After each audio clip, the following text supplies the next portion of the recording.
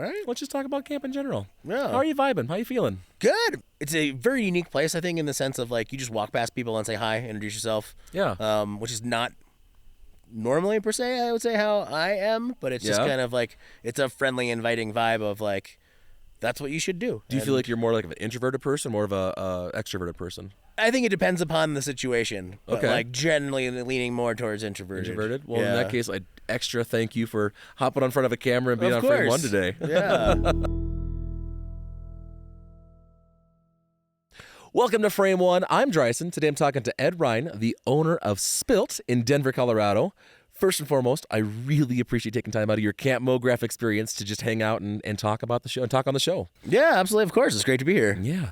So just to kind of give you a background, because we have not really talked about this at all, it's very unscripted, very natural. Wherever the conversation goes, it goes. But the goal of FrameOne is to explore the emotional journey you felt through growing Spillt and just help inspire the next generation of either freelancers or studio owners to take that first step to start their career. Awesome. So to recap, if I understand correctly, you started your first company, which was FreeMotion? Freed Motion. FreeMotion. Ran that for a little while. You and your partner co-joined together for Spillt. After a little while, I believe that was in 2014. Mm-hmm. And then in 2020 area, he decided to step away and you became the sole owner of Spillt at that point. I did, yep. Perfect. Talk to me a little bit about what Spillt does, who you are as a company. That's always fun and terrifying to talk about because, positioning is such a big thing. And I feel like it's ever evolving and always changing. Like if I get to a place and like I achieve something of like, I've won, like, I feel like I'm good at this level now, then it's like, well, what else can we do? So I say right now, like my big thing at this time in my career is like, I want to have a big playground for people like artists to be able to work and do different things. Like, yes, we have to do client work to be able to get paid, keep the lights on and keep everybody on the team there and happy. But really what I want to do is like have it as a place where we can experiment with different software techniques, shooting, stop motion, like whatever it may be to be able to get us to the point where we're like constantly exploring, which is what I feel like why I started doing motion graphics in the beginning and why I really enjoyed it. Right. I remember a few years ago when I first started my freelance career, I was looking around trying to find who are the best studios in the country. And I started Googling. And Spillt came up repeatedly as one of those studios. So I started checking you out. I loved your work. I'm curious because anytime you start a company, it's hard to grow from a startup to be this really well-known entity that does really, really high-end level work. So I kind of want to go back to the early days. How were you able to transition from just startup to where you are today? I think honestly a lot of that is luck and just passion and persistence. Yeah. Because like it started out, the first company I started was really like, I actually started it because I worked at Troika briefly in LA freelancing. Yeah. And I knew the EP there really, really well. She was a good friend of mine. I'd also known Mitch Munson, who's here doing talks at camp. Yeah. And I moved back to Colorado, and all of a sudden I got a call of like, hey, we're launching a new network in your area. We have the design done, but we actually like have to get it ready to go on air. And I'd always thought like, I want to start a company. But at the same time, like, I don't know how to go about that and how to, like, really find good clients. Yeah. But then that thing was just kind of, like, set in my lap at that point. So I was like, this is the time. Like, we're ordering computers now. Like, we're finding a space. Like, this job will be the thing to be able to, like... Kickstart it, give us the time to do it. And then it's just a lot of persistence. It's, like, reaching out to as many people as you can. I think just talking to as many people as you can out in the community and getting your name out there so people actually, I felt like a lot of resources and studios and places to go to then, but there's even more so now of like, teams of, Buck, which is 700 people, and then you have dozens and dozens of studios that are like 3 or 4 people. So talk to me about that confidence level. We'll start with FreeMotion. When you first started FreeMotion, how confident were you? Like, yeah, we're going to start this company. We've got this project. We're going to be awesome. Or very beginning, super confident, and then as things went on, it was like, there's everything gets harder, as you're like, well, now I need a producer, like we have enough work, but like I can't manage it. I can't like produce and creative direct and design and animate. My business partner was like on like the producing and business development and editorial. But everything has ups and downs, even now. You know, it's like, yep, I'm doing this perfect, and then like 3 weeks later, it's back to like, I've got a lot to learn and something new to figure out. So talk to me about the first opening. When you first opened Freed Motion, how many people were there full time in-house? Oh, there was 2 of us. 2 of you. Just 2, yeah. So at that time, what was your first hire to be number 3? My first hire was Samantha, who's also here. Oh, sweet. Now still at Spillt, like 10 years later. But yeah, she was an intern for us. She was at the Art Institute in Colorado, in Denver.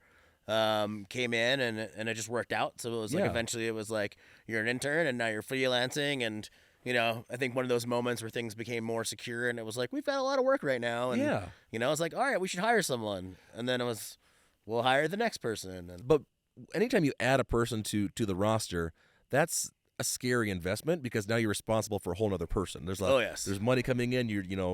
You're on the hook. Talk to me about how you outweigh the balance of, yes, this is scary, but it's an essential business investment, and how you knew you were ready to do so. I mean, for me, weirdly, I'm very nerdy with spreadsheets as well as like general all right. Like technology stuff and creative software.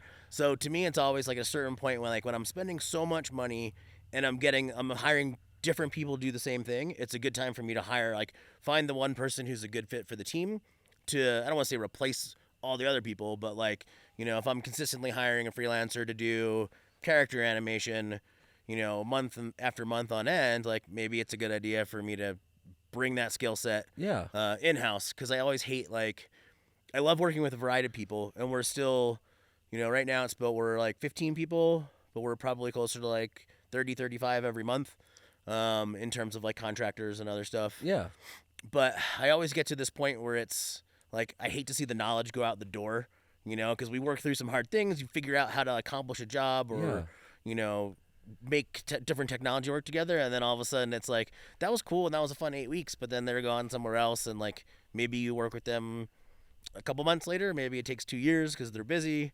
So that's a big thing. I was always trying to see weigh the level of work and the volume, I guess, based upon what the needs are and what I would like to add to the team. Okay, so you have a 2D character animator. You're hiring repeatedly throughout the year, and now you're seeing that talent go out, or not talent leave, but by having someone on staff full time, now there's someone who's actually able to invest into growing the business as a brand and the behind the scenes stuff.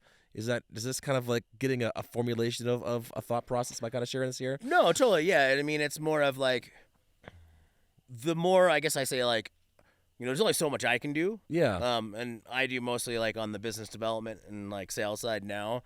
So there's only so much that can happen there. And then when you bring and add another person into the puzzle, it's just constantly we look at it as a sandbox, and it's another toy to play with. Yeah, okay. But it's a toy you have all the time, right? And it's someone, an editor can work with a character animator. But if we don't have an editor, it's really hard to get Bring that those combination of things together, because then you're just going out of house for it. And then I assume when you have a freelancer or have to hire a freelancer, there has to be project and money coming in, as opposed to now if you have that resource on staff, there are going to be idle times, hopefully not too long of idle times, but all those resources can be dedicated to help building up Spillt, either through social or for other odds and ends. Totally. Is that kind of a thing? Yeah, exactly. So what we recently launched, which hopefully will be starting to come out soon, we have actually launched the podcast. I think that'll be out next week. Ooh, exciting! Yes, that's all from. We should plug that real quick. I mean, you're gonna come out for this airs. But what is your podcast? It is. I believe it is The Playground. The Playground. Is the final title. I like that. But yeah, sorry. What was the other one? Oh, we were talking about being able to utilize people as a resource long term. Oh, yeah. So our big thing then is the Playground initiative, and that's being able to make the work that we want to make as a studio, and then be able to use that to sell it, get that out. If we want to do, I keep saying character, but if we want to do character, if we want to do food and beverage, where we have 3D product mixed with cell animation and some live action, maybe, who knows, we can create that in-house and then go out and have people sell it. Yeah. And if that's something that everyone decides they want to do, that's what we put that time towards. Absolutely. So I kind of want to talk about the level of quality for employees and hiring. When you first had Freed Motion, your first hire was Samantha as an intern, and she's here now full time. But I'm assuming when you're first hiring people, you're not finding the most seasoned veterans, those top quality. There's that kind of that growth stage where you're just kind of like, what can we afford? How can we do? Absolutely. How do you move from that phase to being able to invest into top tier talent? Is that something you have to suffer through, or do you just be like, you know what, we're just going to suffer. We're just going to do it. I think it's something that just takes time. Like, you need to know that, like, if you have the revenue coming in to be able to support having someone who's like a top tier creative director or director on staff. But a lot of it is also, for me, it's all about like the relationship and the connection. So, at that level, at a super high level, I feel like those people are also bringing in work. Like a very good creative director or director to work with is going to bring stuff to Spillt that I wouldn't be able to go out and get myself. So it's always a risk, but it's also like kind of a trade-off and an investment. Yeah. Okay. I like that. Is there a certain project that you can look back and go, you know what, because we did this, we landed this in terms of talent? I don't know in terms of talent. That's a good question. I don't know in terms of talent, but definitely. So we used to do a lot of like broadcast show opens and packages. We still do a good amount for like Food Network and stuff like that. Yeah. But we really wanted to do. Of course, everyone's like, we want to do title work. Everyone's like, yeah. Ask the staff. They're like, we want to do titles. I was like, all right. Well, we have an in. We know someone who's like the VP of unscripted at Netflix. Like, let's have a meeting with her. And she was like, that's great. You can do shows. We clearly see that you're capable of that, but like, you haven't done titles. So come back to us when you have. So at that point, we just decided, of an ouch burn a little bit. Yeah, it's but people want to see what everyone wants to see, like what they are asking for already, like in your reel or in your portfolio or somewhere buried somewhere. You sell what you show. Yep. So what we did at that point was we went and we found this production weekly resource, which is super cool. Okay. And it tells like every documentary, every movie, every series that's like in like pre-production or post throughout the entire country. And, obviously like our goal was then like, we're going to create our own main title sequence for something, but it had to be a little bit obscure, right? Like something that people could hear enough about and know it was going to be hopefully a good story, but it's not like we were going to go and do like, the new Transformers movie or something like that. Right. Do that as like a spec project. It just wouldn't work. But we found there's a movie with Helen Mirren called Winchester. Okay. And I don't know if you've seen that or not. I have not. It's the whole staff kind of fell in love with the story. It's like she was the heiress to the Winchester fortune, like the firearms company. And she just, I don't know if she went a little crazy or what, but she just decided she was going to atone for the deaths of at the hands of her family's like weapon fortune and where the money came from by just consistently building a house. So over like 20 years. Heard about this. Yeah, it's in Santa Clara, I believe, in California. That she just constantly like built room after room after room, and she would draw the plans. She had her own like train that came up, and then of course everyone was like, it's haunted and crazy. Rooms that go nowhere and yeah. And then when we read like the synopsis of the film, it was like very much a supernatural feeling thing. So we just went all in and like over about 6 months. Created a, fully CG main title for that, which we pitched to the company, and unfortunately they didn't latch onto it. They just did like a Winchester logo lockup, and that was it. Simple. Yes, but we submitted it to Promax, and we got like the bronze title sequence of the year for that, which was cool. amazing because it was like our internal project, and it was also the year that like Into the Spider-Verse came out and Wonder Woman. So like those got like gold and silver, and then, our personal project was third place. So that was cool. But that like, now we do like probably anywhere from 3 to 5 documentaries at a time. And that really kind of like helped launch that whole side of the business, So literally just taking the time to invest into a company's personal project, launched other stuff. Did Netflix ever come back and go, okay, yeah, we can talk now? No, definitely. I mean, we actually got put on a preferred vendor list then, which led to getting to like a preferred vendor list with Apple and Hulu and stuff like that. And it was really, so if someone didn't know who they wanted to work with, like we were on a list of like, check out these people. We love them. So that's an end goal I should have. Yeah. That sounds awesome. It was great. Yeah. Talk to me about the importance of award shows and trade shows and that kind of stuff. Why submit your spot to Promax in the first place? Honestly, like depending upon the award show, I feel like some of them are very valuable, others are not so much. I just think it's a really great thing of like there's some recognition that you can send to clients. Yeah. That's my number one take out of them is it's just a really good reason to be like, look, somebody thought our work was great besides us, and and hopefully you guys do too. And when we just won another the gold title sequence this year for Low Country for HBO Max. Congratulations! Thank you. I didn't know that. Yeah, which was a crazy series and super fun mood piece just on like dark corruption in the South and stuff like that. But it's great because then I can use that as a tool really in my mind to reach out to like, what's the next step after that? I can use that to like reach out to other companies for different work. It just kind of opens up new doors, new avenues, and keeps going forward. Yeah. Okay. And I send as a super simple like, love your work, would like a call, Pro Max Gold title sequence, and then like a GIF in the email that goes to the, keep it short and sweet and do it as a GIF that links to the to the website or the Vimeo page, and that's it. Awesome. I love it. I love it. So looking back on your time, when you first merged together to become Spillt, compared to when you took over Spillt as a full-time sole owner, how did that company evolve, and how is it? What's different about it? I think I'm kind of an organizational freak, so in that way, like, there's a lot more of like process and plan. Like when I showed up, there were like no job numbers for things. Mm-hmm. It was just like a folder of random projects and files put together. But really, like what I started to see was we did a lot of work with agencies, which we don't do. We're pushing now more for direct to client.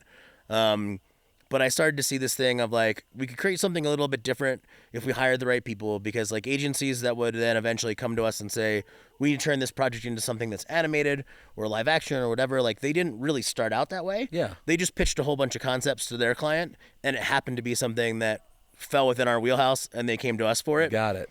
So it was a big point then of like moving forward and trying to like get the right group of people together that, together we can all work on one awesome project and let the studio run. And at the same time, if we're super busy, I think everyone on my staff I would trust to also run a project with like a bunch of freelancers working underneath them. So it's really cool in that sense, but it's hard to find the people that always want to be on it, and it's challenging to be continuously creative all the time. So absolutely, and there's stress of running a studio that I'm learning.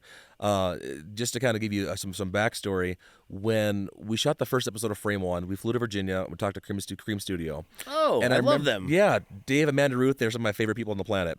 And I remember Dave made a comment that going from freelance to studio is not a little bit hard; it's a lot of bit hard. In the back of my head, I went, yeah, bullshit, I got this.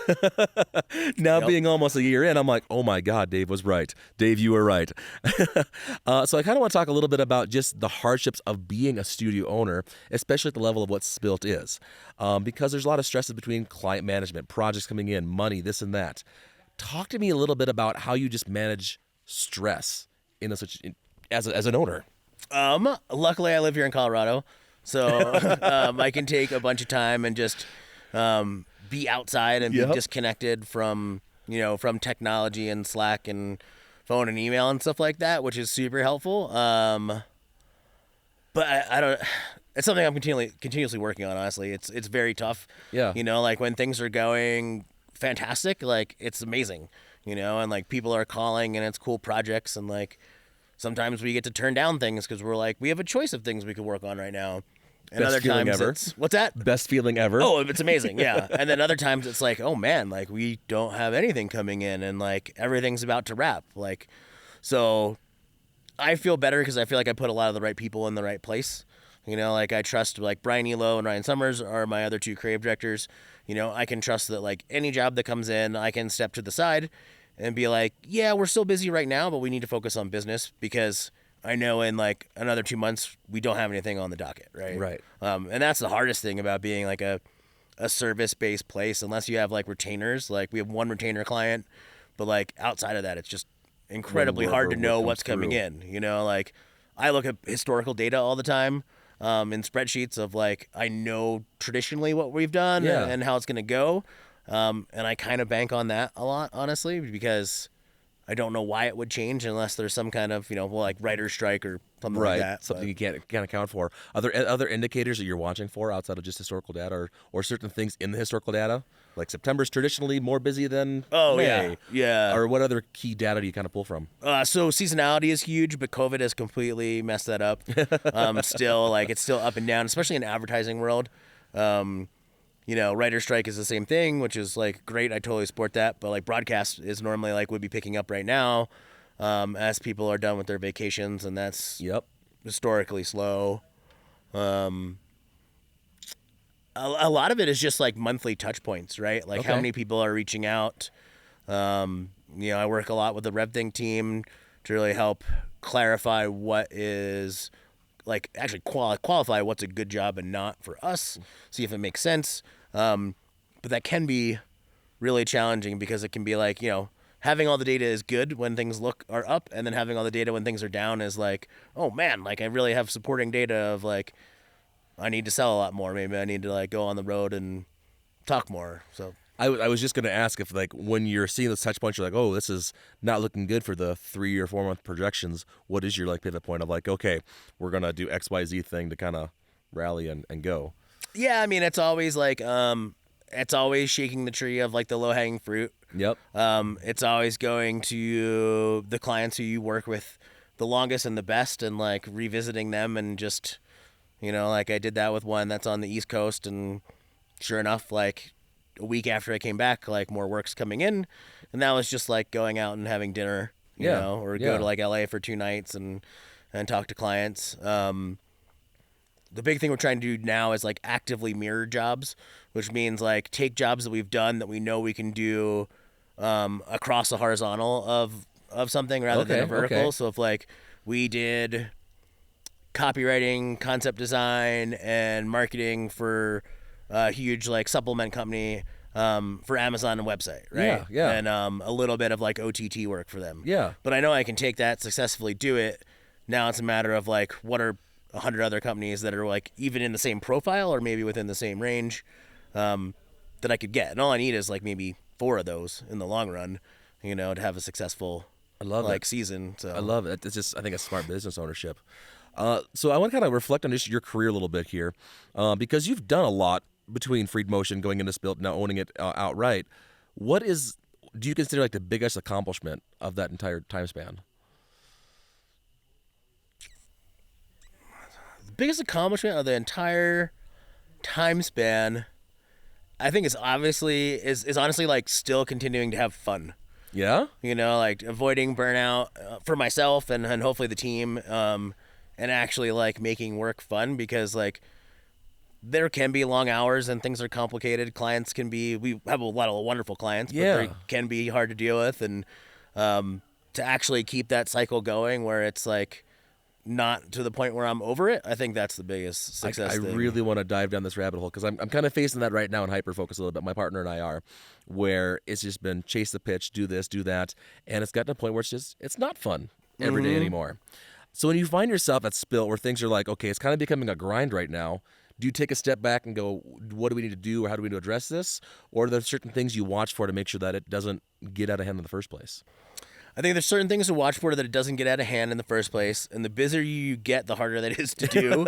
But Ryan Summers is great in that sense. He actually has a heat map board in his office of staff and who's maybe been on a bunch of tough projects back to back to back, and we might need to give that person some time, or lob them a softball of this is an easy job, you can do this in your sleep, so make sure there's no burnout. Yeah, do this, or go explore, take a week off and go on vacation, or take a week off and learn new software, whatever it may be that makes sense for you to get past that point. Well, talk to me a little bit about how Spillt invests in other employees to do those kind of things. I think it's just allowing time as much as possible. Yeah. You know what I mean? I mean, there's never a time, I think, that I've ever said no when someone said I want to learn this new technique, or I want to, take up drawing or do this. Someone our director recently went to a 5-day clinic on LED, virtual production. Yeah. Right? Which was amazing, because it was people from The Mandalorian were there talking about how they did that, and this massive stage, and you kind of got to learn from the technical side of Unreal disguise and everything there, plus also like the practicalities of like shooting in that world and things like that. But if he wants to learn that, like that's my biggest thing I can ever do as a business owner is support those people and what they want to learn, because ultimately that's where the passion comes through, and then that comes through in the work, and then that's easier to sell that work and get more of it. It's an investment into them, but also investment into Spillt. Sure, but I mean, investing in people is like the big thing, because if they're happy and they're constantly like Samantha's worked with me for probably like 10 years, and every different points she's wanted to be like, I would like to be more of this, or I like to learn more 2D, or I want to be an art director, or a director, and it's always like, all right, well, cool, let's work on getting you that opportunity and finding the right thing, and I think that's what made people stay here for a long time, and that's also like it's valuable, for them, and it's valuable for me, so it's kind of a win-win. I like that. Let's talk about the opposite side of that is when you lose that rock star employee. How does that affect you personally and the company? I mean, I'm always bummed if people leave, but at the same time, there's so many new people out there to meet, you know? I think like we had an extra ticket for this, so like the first 4 people I called were old Spillt employees. Nice. I was like, hey, it's it's here, you're here, do you want to come? So I try to stay in touch with people too, but that's also like an opportunity to meet someone new and work with them. So it's the excitement factor almost more than anything else. Sure, because it's like, like this has worked out super well, like we've worked together for a number of years, but now who's the next person that's going to join the team? Like, how are they going to change it? Like, I don't think I've ever had someone on the team that's changed it for worse, luckily. So it's always change, but it's usually for the better. But then you're trying people out too, so I always like will work with people as a freelancer for a while and then like dive into the job offer side of things. So I've known you for less than 48 hours, personally. Yeah. And I'm kind of noticing you're kind of that upbeat, optimistic type of person. Am I getting a good read on that? Yes, I'd say like upbeat, but like I'm fairly like laid back. I'm much of a listener. For doing pitches and things like that, I've had to really work at like not being excited, because I am excited, but like being emotive. And diving into that, because I'm like my brain works much more of like I would like to listen and absorb, and like I'll get back to you in a little bit once I've had time to process and analyze it. But optimist, yeah, for sure. My wife always jokes about that. I love it. Let's talk about that processing a little bit here, because we are at Camp MoGraph right now, and Spillt is a major sponsor this year. First off, thank you for that. Yeah. We'll just kind of talk about camp for a minute here. What have you kind of learned you kind of want to take away from, and just what have you picked up that you want to process on? I mean, for me, this is. I wish this existed like, I don't know, like 10 years ago. Yeah. Like, because right now, like, I'll still hop in and do some design frames and things like that. Occasionally, I'll do like compositing work, but for the most part, I'm really running Spillt as the business side of things. And I just wish like this existed when it was like I was deep in software and things like that, and like technique side of things. Because it really wasn't. There was like F5 for a while, and that was design centric, and Blend is kind of the same way, but like not with this, with the community of people. I don't know that would have worked for either, but like now with like just changes in the way people work and like remote working and COVID and all that stuff, like it's a strong sense of community that I think is amazing, that you don't get at any other conference that I've ever been to or any other event or something like that. I can firmly say this. I have a super love of Camp MoGraph, because I do think this organization is what saved my career, and actually, it launched this podcast, it launched my studio, so Awesome. I've got a kind of a love for it a little bit. When it came to Denver and Spillt decided to sponsor, why? I mean, honestly, like through Slack blew up during COVID. I met Mark on that, and on the motion design Slack, I think it was, and maybe even just before. And I was on like a business owner thing, and so I would like hop in with a couple other people. We would chat about like what problems we were facing, challenges, all that stuff. And then he started to do this, and I was like, oh man, I can't make it. Like I have a 6-year-old, so in the beginning I was like, I don't really want to leave right now. It's tough because he's like 2 or whatever. And then this year, when he came out, I didn't get to see him when he came out to like check this place out here in Elbert, but he was like, it's probably gonna be in Colorado. I was like, awesome. I was like, what can I do? Like, do you need sponsors? Like, how can I help out in some way? Because just the sense of community and like what I've heard from the previous 3 years in terms of like how much people enjoyed it, I was like, I just want to be a part of it. Same thing of Dash Bash, which I heard for the first time this year. and people. Amanda from Cream actually and Ruth were telling me about it, and we actually have like a private Slack channel within our Slack channel where like Ryan and I talk to them, at least a few times a week. Yep. But I was like, I don't even know what that is, but I want to go there. So I reached out to them, to Dash, and talked to them of like, what can I do next year to help you guys That's awesome. put this on? Because, So why invest in community as a studio? Why do that? I mean, I think it's just very important, especially now. Like we have an office that we don't work at. We just use it as a shooting location, and sometimes we all get everybody together to meet and hang out. But I think community is even more important now, like, post-pandemic time when there's lots of people working from all over the place, like often alone. Yes, we do Zooms and phone calls and all that stuff, but it's not the same as A handshake. it used to be. High Yeah. five, So, I mean, I fist think bump. like this is just an awesome opportunity. And community is kind of something that's given me a little bit of, everything, not a little bit, I would say like pretty much everything that has helped make me successful is by like becoming friends, having relationships, meeting people and staying in touch with them. So Yeah, I love it. That's kind of my sub goal of FrameOne is just connections, relationships, all of that. that's great. It's so good. So looking at the 10-year plan for Spillt, what does that look like? Oh man, that's always the tough thing. I really want to be more involved in technology. Ooh. And I say that, and that's like, yeah. But there was like this thing of like in the beginning, like motion graphics was like, it was very new. Like I went to school for geology because I was like, I like being outside. I like the outdoors. Yep, And then, I think in college, I had like a After Effects 4.5 or 5 maybe. Okay, and, like, yep. From a roommate who was in like a visual communications thing program there, and I was like, your homework is way cooler. Like my homework is looking at rocks and that stuff, and learning about volcanoes, and your stuff's like solving brand problems. So I was really interested in that and started to dabble in it.